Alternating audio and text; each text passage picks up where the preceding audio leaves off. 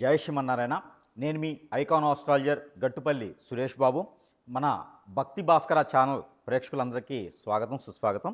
అయితే మనకి ఇప్పుడు అందరిలోనూ విభిన్నమైనటువంటి టాపిక్ ఏంటంటే, అందరూ కూడా ఆశ్చర్యకరమించింది, అందరూ కూడా ఈ మధ్యకాలంలో వైరల్ అవుతున్నటువంటి టాపిక్ ఏంటంటే, అందరికీ భయభ్రాంతులు అయ్యేదానికి కూడా టాపిక్ ఏమిటంటే కనుక గ్రహణం.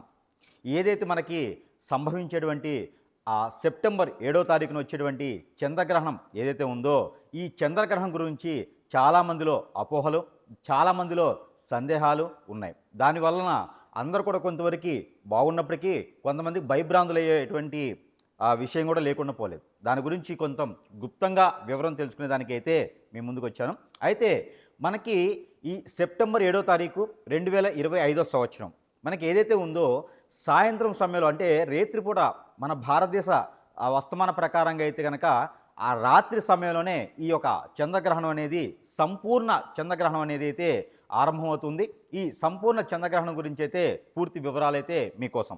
అయితే మనకి ఈ సెప్టెంబర్ 7వ తారీఖు 2025 సంవత్సరం ఈ సంపూర్ణ చంద్రగ్రహణం అనేది కుంభరాశిలో సంక్రమిస్తుంది. ఈ కుంభరాశిలో అసలు ఈ గ్రహణం ఎందుకు ఏర్పడుతుంది అనే దాని గురించి ఏంటంటే కనుక, రాహువు ఉచ్చంలో ఉండి ఏ గ్రహం అయితే ఉచ్చం తక్కువలో ఉంటుందో అక్కడ మనకి సంకరిస్తుంది ఈ యొక్క చంద్రగ్రహణం అనేది. అలానే సూర్యగ్రహణం కూడా రాహువు ఉచ్చంలో ఉండేసి రవి భగవానుడు ఉచ్చం తక్కువలో ఉండడం వల్ల, అంటే 360 డిగ్రీలకి ఏదైతే తక్కువ ఉంటుందో అది ఉచ్చం తక్కువలో ఉన్నట్టు అనమాట. ఆ డిగ్రీస్ పరిమాణం తక్కువతుంది కాబట్టి అక్కడ మనకి గ్రహణంగా పరిగణనలో తీసుకుంటాం. అయితే మనకి ఇలానే ఈ యొక్క కుంభరాశిలో సంచరించేటువంటి ఈ యొక్క సంపూర్ణ చంద్రగ్రహణం ఏదైతే ఉందో, ఇది సెప్టెంబర్ 7వ తారీఖు రాత్రి 9:30 నుంచి, అంటే ఈ గ్రహణానికి 3 అధ్యాయాలు ఉంటాయి. ఈ గ్రహణ సమయానికి 1:30 గంటకు ముందు, మధ్యముల ఒక లగ్నానికి, ఆ గ్రహణం అనంతరము 1:30 గంటకు ముందు, అంటే 4:30 సమయం అన్నమాట. ఈ యొక్క సమయానికి మనము ఈ యొక్క చంద్రగ్రహణంగా పరిగణనలో తీసుకోవచ్చు. అయితే ఆలయాలు మూతవేయటానికి కానీ, మన గ్రహణానికి ప్రెగ్నెన్సీ ఉన్న లేడీస్కి కానీ వీరంతా కూడా 6 గంటల ముందు నుంచి సమయం నుంచే వారు పరిగణనలో తీసుకోవచ్చు. ఈ గ్రహణం పట్టేటువంటి వారు అఘోరాస్ కావచ్చు, ఎవరైనా మంత్రోచ్చారణ చేసేవారు కావచ్చు, ఎవరైనా గ్రహణాన్ని పట్టు విడుపు అనేది ఉంటుంది అనమాట. ఈ పట్టు విడుపు స్నానాలు అనేది ఉంటుంది. ఎవరైతే దానికి గ్రహణాన్ని పట్టుతారో వారు గ్రహణానికి ముందు స్నానం ఆచరించి, గ్రహణం అనంతరము వారు ఏదైతే ఇంట్లో మొత్తము శుద్ధి చేసుకొని, దేవుని మందిరం శుద్ధి చేసుకొని, అప్పుడు వారు కూడా స్నానం ఆచరించుకొని ఆ మీదప వారు దీపారాధన చేసుకున్నట్టయితే కనుక ఆ గ్రహణానికి తగ్గటువంటి చెడు శోభ అనేది వెళ్ళిపోతూ ఉంది. ముఖ్యంగా ఈ గ్రహణానికి సమయం సెప్టెంబర్ 7వ తారీఖు రాత్రి 9:30 భారత టైం ప్రకారంగా, అంటే భారతదేశంలో ఉన్నటువంటి టైం సమానంగా చూసుకున్నట్టయితే కనుక 9:30 మొదలయ్యేసి 12:50 వరకు కూడా ఈ గ్రహణం అనేది కొనసాగుతూ ఉంటుంది. దీనికి ఒత్తు గ్రహణం అంటారు. ఇది వచ్చేసి అర్ధరాత్రి 1:50 వరకు కూడా ఇది కొనసాగుతూ ఉంటుంది. అయితే ఈ గ్రహణము ప్రెగ్నెన్సీ లేడీస్ కానీ, అంటే తీసుకోవాల్సినటువంటి ప్రికాషన్స్, ప్రెగ్నెన్సీ లేడీస్ కానీ, ఎవరైనా ఆరోగ్యం బాగలేని వారు కానీ, చిన్న పిల్లలుగా ఎవరైనా సంవత్సరం లోపు ఉన్నటువంటి పిల్లలు ఎవరైనా ఉంటే కూడా వారు, బేబీ అయినా బాబు అయినా, బేబీ బాబు ఎవరున్నా సరే వీరందరూ కూడా బయటకు వచ్చి ఆకాశం కింద ఉండి వెళ్తుని డైరెక్ట్గా చూస్తే కనుక వారికి హార్మోన్ ఇన్బ్యాలెన్స్ లాంటి రోగాలు, ఈఎన్టీ లాంటి రోగాలు వచ్చేటువంటి అవకాశాలు ఉన్నాయి. కాబట్టి వారందరూ కూడా బయటికి రాకుండా ఉంటే చాలా మంచిది. అలానే ఈ ప్రెగ్నెన్సీ లేడీస్ కూడా బయటికి రాకుండా ఉంటే చాలా మంచిది. ఒక రోజు నుంచి ప్రెగ్నెన్సీ డెలివరీ అయ్యేంత వరకు కూడా ప్రెగ్నెన్సీ కిందే లెక్క, వారు బయటికి రాకూడదు. ఎందుకంటే కనుక అలా బయటికి వచ్చేసి ఆ చంద్రుని కిరణాలు మన మీద పడటంతో పుట్టేటువంటి బిడ్డ ఏదైతే ఉందో ఆ బిడ్డకి అంగవైకల్యం, బాలరిష రోగాలు, ఇంకా చంద్రునికి సంబంధించిన రోగాలు వస్తాయి. ఆ బిడ్డ జన్మించిన తర్వాత తల్లికి గండం లాంటివి కూడా సంభవిస్తాయి. అందుకని చెప్పేసి బిడ్డలు బయటికి రాకూడదు, అలానే ప్రెగ్నెన్సీ లేడీస్ కూడా బయటికి రాకుండా ఉండాలి. అయితే ఉమ్ము మింగడం అని ఉంటుంది. ఈ యొక్క తల్లి గర్భంలో ఉన్నప్పుడు ఏమవుతుందంటే, తల్లి బయటికి వస్తే గ్రహణ సందర్భంలో, గ్రహణ సమయంలో బయటికి వస్తే కనుక ఉమ్ము మింగడం లాంటిది ఉంటుంది. అంటే వారికి నెల తక్కువ అంటారు కదా, ఆ సమయంలో అట్లాగా ఉంటుంది అనమాట. అంటే 9 నెలలకి ప్రసవించాల్సింది పోయి 7 నెలలకి 8 నెలలకే ప్రసవించేటువంటి ఉంటుంది. ఉమ్ము మింగేటువంటిది ఉంటుంది అనమాట. బిడ్డ ఉమ్ము మింగితే ప్రాణానికి హాని ఉంటుంది. అలాంటివి ఉంటాయి కాబట్టి బయటికి రాకుండా ఉంటే మంచి జరుగుతుంది. అయితే ఆ ఆరోగ్య సమస్యలు ఉన్నవారు ఎవరైనా సరే బయటికి రావడంతో ఆరోగ్యం అనేది ఇంకా క్షీణిస్తుంది. కాబట్టి ఈ యొక్క వెలుతురు అనేది మన మీద పడకుండా చూసుకుంటే మరీ మంచిది. ఇంకా దీనికి మొండిగా మూర్ఖంగా అవేం లేవు అనుకునే వారికి అయితే నమ్మేవాడికి అన్నీ ఉంటాయి, నమ్మని వాడికి ఏమీ ఉండవు. కాకపోతే ఒకటి, ఇప్పుడు మనము ఎంతోమంది హాస్పిటల్కి వెళ్తూ ఉంటారు, ఎంతోమంది పరీక్షలు చేయించుకుంటూ ఉంటారు. వారి అందరిలో కూడా రోగాలు అనేది కనపడవు, కానీ టెస్టులకు మాత్రం డబ్బులు అయిపోతూ ఉంటాయి. అలానే ఏ టెస్ట్ చేయించుకున్నా ఏ జబ్బు ఉందనేది తెలియట్లేదు. అది ఏమిటి కారణం అంటే, ఇలాంటి గ్రహణాల సందర్భంలో, గ్రహణాల సమయంలో ఖచ్చితంగా మనం భుజించడం ద్వారా బయటికి వెళ్ళి పానీపూరీలు లాంటివి, బిర్యానీలు లాంటివి ఏది తిన్నా కూడా అది మన స్టమక్లోనే ఆగిపోతుంది. ఆగిపోవడం వల్ల లివరు, కిడ్నీ, హార్ట్ ప్రాబ్లం, అలానే సైనస్ కావచ్చు, ఆస్తమా కావచ్చు, టీబీ, బీపీ, క్యాన్సర్ ఇలాంటి జబ్బులు వచ్చేటువంటి అవకాశాలు ఖచ్చితంగా ఉన్నాయి. ఇవన్నీ కూడా గ్రహణం రోజున మనం భుజించడం ద్వారా, ఆ గ్రహణ సమయానికి మనం పట్టించుకోకపోవడం ద్వారా ఇలాంటి జబ్బులకి పడేదానికి ఆస్కారం ఉంది. కాబట్టి అందరూ కూడా తస్మా జాగ్రత్తగా ఉండాలి. ఇది అందులోనూ సంపూర్ణమైనటువంటి చంద్రగ్రహణం. అయితే ఈ చంద్రగ్రహణానికి ప్రికాషన్స్ అలానే తీసుకోవాలి. ఒకవేళ తినకుండా ఉండలేని వారు, బీపీ షుగర్లు ఉన్నవారు, మందులు వైగట్రా వాడేటువంటి వారు ఎవరైనా ఉంటే వారికి ఆహారంలో ఏదైతే ఆహారం మిగిలి ఉంటుందో దానిపైన గరిక వేయటం ద్వారా ఆ గరిక వేసింది తినొచ్చు. ఇబ్బంది, గరిక తినే అవసరం లేదు. ఆ గరిక వేసినటువంటి పదార్థాలు ఏమైనా ఉంటే అవి తినొచ్చు. తెల్లవారిన తర్వాత ఈ వండినటువంటి పదార్థాలు ఏమైనాయో అవన్నీ కూడా పనికిరావు. ఏదైతే ముడి సరుకు ఉందో అది పనికొస్తుంది. మీ ఇంట్లో ఫ్రిడ్జ్ ఉన్నా, వాటర్ ఉన్నా ప్రతి దాంట్లో కూడా గరిక అనేది వేయండి.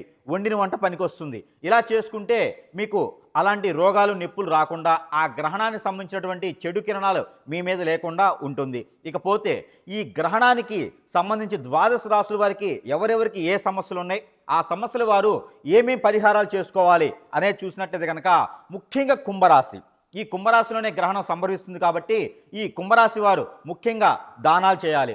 అంటే ద్వాదశ రాశుల వారు అందరూ దానాలు చేయాలి. అందులో ముఖ్యంగా కుంభరాశి వారు చేయాలి. కుంభరాశి వారు, కర్కాటక రాశి వారు, సింహరాశి వారు, కన్యారాశి వారు, అలానే ధనుసు రాశి వారు కూడా దానాలు చేయడం ద్వారా వారికి మంచి జరుగుతుంది. అయితే ఏ రాశి వారు ఎలాంటి దానాలు చేయాలనే దానికి ఒకసారి చూసినట్టు కనుక మనకి సెప్టెంబర్ 7వ తారీఖున సంభవించేటువంటి ఈ యొక్క సంపూర్ణ చంద్రగ్రహణానికి సంబంధించినటువంటి దానాలు ఎన్ని రోజుల్లోపు చేయాలి?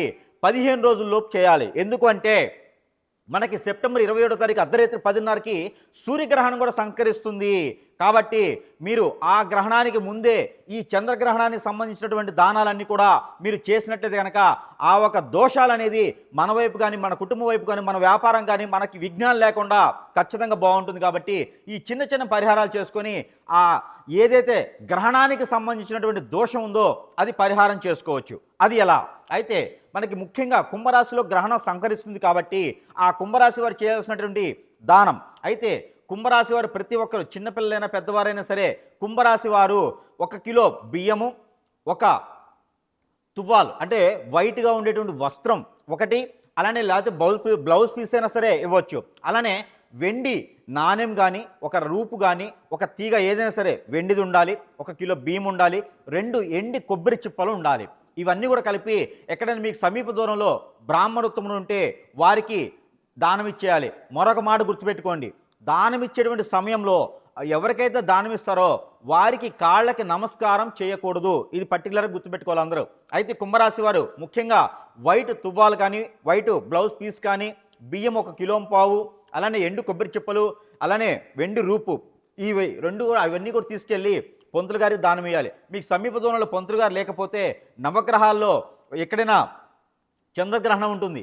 ఆ చంద్రగ్రహం మీద ఇవన్నీ కూడా ఉంచి మీరు సంపూర్ణంగా దండం పెట్టుకొని గ్రహణానికి సంబంధించిన దోషం మీకు వెళ్ళిపోవాలనుకొని మీరు మీ పని మేము చేసుకోవచ్చు. అలానే మీనరాశి వారికి శని భగవాన్ యొక్క అశుభ దృష్టి కూడా కలిసి వస్తుంది. కాబట్టి ఆ శని భగవాన్ యొక్క అశుభ దృష్టి కూడా తొలగేదానికి, ఈ గ్రహణ సమయంలో గ్రహణానికి సంబంధించినటువంటి అశుభ దృష్టి తొలగేదానికి, తల్లికి ఆరోగ్య సమస్యలు వస్తాయి కాబట్టి చెల్లి, అక్కయ్య ఇలాంటి సోదరి భావంతో ఉన్నవారికి కూడా ఇంట్లో ఉన్నటువంటి ఆడవారికి ఆరోగ్య సమస్యలు వచ్చేలా కనిపిస్తున్నాయి. కాబట్టి ఈ గ్రహణానికి సంబంధించినటువంటి దోషానికి పరిహారం ఖచ్చితంగా చేసుకోవాలి. వారు చేసుకోవాల్సినటువంటి దానం ఒకటి, నల్ల మినుములు 1 కిలో, నల్ల నువ్వులు 1 కిలో, అలానే వెండి ఏదైనా సరే రూపు కానీ ఈ వెండికి సంబంధించి ఏదైనా సరే మీరు పెట్టగలిగినంత వరకే చేయండి. అవి 2 కూడా తీసుకుని వెళ్ళేసి వైట్ వస్త్రం ఏదైనా పట్టుకుని వెళ్ళేసి ఎక్కడైనా నవగ్రహాల మీద దానం చేయొచ్చు. అలానే మీకు సమీప దూరంలో ఎవరైనా గురువు ఉంటే కూడా వారికి ఇవి ఇచ్చేయచ్చు. అలానే కనుక మేషరాశి వారు ఈ యొక్క సెప్టెంబర్ 7వ తారీఖున సంకరించేటువంటి ఏదైతే చంద్రగ్రహణాన్ని ఉందో ఆ చంద్రగ్రహణ దోషం మేషరాశి మీద రాకుండా ఉండడానికి వారు చేయవలసినటువంటి దానం గోధుమలు 1 కిలో, అలానే పచ్చ పెసలు 1 కిలో, ఏదైనా సరే పచ్చని వస్త్రం ఒకటి అది తీసుకొని అక్కడైనా పంతులు గారికి దానమిస్తే మంచి జరుగుతుంది. వారు ఎన్నుకున్నటువంటి వ్యాపారంలో వృద్ధి అవుతానికి ఇవన్నీ కూడా విఘ్నాలు రాకుండా ఆ గ్రహణ అశుభ దృష్టి అనేది తొలగిపోయేసి మంచి శుభ దృష్టి ఉండేలాగా ఉంటుంది. అలానే వృషభ రాశి వారు ఖచ్చితంగా గోదానం, భూదానం, వస్త్రదానం అంటారు. అలానే మీరు ఒక ఏదైనా ఆలయంలో పంతులు వారి దగ్గరికి వెళ్ళి పంతులు గారు నాకు ఇలా గ్రహణానికి సంబంధించిన దోషం ఉంది, అందుకొని మీకున్నటువంటి నరదిష్టి నరఘోష కూడా పోయేలాగా ఈ సందర్భం వచ్చింది కాబట్టి గ్రహణం అయిపోయిన 15 రోజుల లోపు కనుక మీరు ఈ దానం చేసుకోవాలి. ఏదైనా పంతులు గారి దగ్గరికి వెళ్ళి వారికి ఎంతో కొంత సంభావన ఇచ్చేసి ఆ ఒక దానం చేసుకుంటే నాకు మంచి జరుగుతుందంట పంతులు గారు అని చెప్పి చేయించుకోండి. ఇకపోతే మిథున రాశి వారైతే ఖచ్చితంగా దానాలు చేయాల్సి వస్తుంది. మిథున రాశి వారు 1 కిలో చేపలు, 1 కిలో అలానే బియ్యము, చేపలు, అలానే మీకు నచ్చినటువంటి ఆయిల్ 1 లీటర్ ఇవన్నీ కూడా తీసుకొని ఎక్కడైనా బ్రాహ్మణులు తీసుకోరు కాబట్టి ఎక్కడైనా సరే చెరువు ఉంటుంది కదా, చెరువులు, కుంటలు, వాగులు, ఆ సెలయేరులు ఇలాగ ఏదైతే మీకు సమీప దూరంలో ఉన్నాయో అలాంటి వాటిల్లో కనుక ఇవి 2 తీసుకెళ్ళేసి అంటే ఇంట్లో ఎంతమంది ఉన్నారో అంతమంది చుట్టూతా దిష్టి తీసుకోండి 7 సార్లు.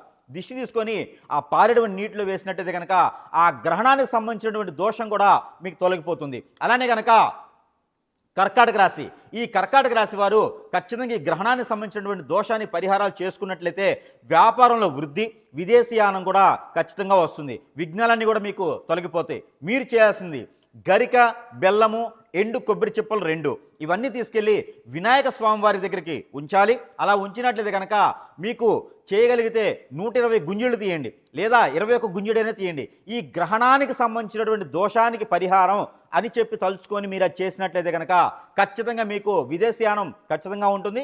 ఈ గ్రహణానికి సంబంధించిన అశుభ దృష్టి కూడా తొలగిపోతుంది. ఇకపోతే కర్కాటక రాశి చెప్పుకున్నాం కదా. ఇకపోతే మనకి ఈ సింహరాశి వారు ఈ యొక్క 7వ తారీఖున సంకరించేటువంటి ఏదైతే చంద్రగ్రహణం ఉందో ఈ సంపూర్ణ చంద్రగ్రహణానికి చేయవలసినటువంటి దానం ఈ దానం కనుక ఖచ్చితంగా చేస్తే ఏదైనా మీరు ఇల్లు కానీ వాహనం కానీ ఏదైనా మీరు కొనుక్కోవాలనుకున్నా ఎప్పటి నుంచో కోరికలు ఉండి కాళ్ళు గడపలు దాటట్లేదు, కోరికలు కొండలు దాటుతాయి అనుకున్న వారు ఎవరైతే సింహరాశి వారు ఉన్నారో వారు అందరికీ కూడా ఈ గ్రహణానికి సంబంధించిన దోషం కూడా పోయేదానికి ఒకే ఒక్క మార్గం ఉంది, దానికి దానం చేయడం. అది ఏంటంటే కనుక ఆలయాల వద్ద కావచ్చు, మీకు నచ్చినటువంటి దేవస్థానాల వద్ద కావచ్చు, ఎక్కడైనా అడుక్కునే వారు ఉంటే వారికి ఆడవాళ్ళని చూసుకొని ఆడవాళ్ళకి శారీ, బ్లౌజు, ఒక 2 రకాల డ్రై ఫ్రూట్స్ లాంటివి పెట్టినట్టయితే కనుక ఆ దానం చేసినట్టయితే మీకు అన్ని రకాల ఫైనాన్స్ ఇష్యూస్ దానం కూడా ఈ చేసినట్టయితే మీకు అన్ని రకాల ఫైనాన్స్ ఇష్యూస్ తొలగిపోతాయి. ఇల్లు కానీ వాహనం కానీ మీకు శోభ లభిస్తుంది. అలానే కన్యారాశి వారు చేయవలసినటువంటి దానం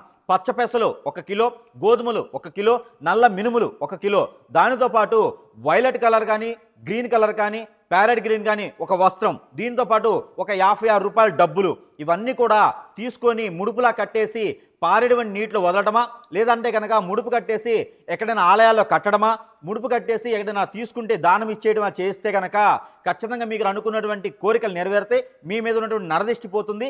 ముఖ్యంగా ఈ గ్రహణానికి సంబంధించినటువంటి అశుభ దృష్టి అనేది మీకు తొలగిపోతుంది. ఇకపోతే ఈ తులారాశి వారు కూడా ఖచ్చితంగా దానాలు చేయాలి. వారేం చేయాలి అంటే కనుక మీకు ఇనుము, ఇటుక, ఇసుక ఇలాంటి ఏమైనా తెలుసుంటే కనుక 1 కిలో సుమారుగా ఇసుక, 1 కిలో సుమారుగా ఏదైనా ఇనపకు సంబంధించినటువంటి రేకులు కానీ ఏమైనా ఉంటే ఇనప సంబంధించినవి, అలానే కాజు, జీడిపప్పు అంటారు కదా, అది క్యాష్యూ నట్ 1 పావు కిలో ఇవన్నీ కూడా తీసుకుని వెళ్ళేసి ఒక వైట్ వస్త్రంలో మూట కట్టేసి నాకున్నటువంటి గ్రహాల శోభ ఏదైనా చెడు ప్రభావం నా మీద ఉంటే అవన్నీ కూడా తొలగిపోవాలి అని చెప్పేసి దండం పెట్టుకొని మీరు ఉదయించే సూర్యునికి నమస్కారం చేసుకొని ఇది ఏ రోజైనా చేయొచ్చు. గ్రహణం అనంతరం 7వ తారీఖు నుంచి 21వ తారీఖు లోపు ఏ రోజున చేయొచ్చు.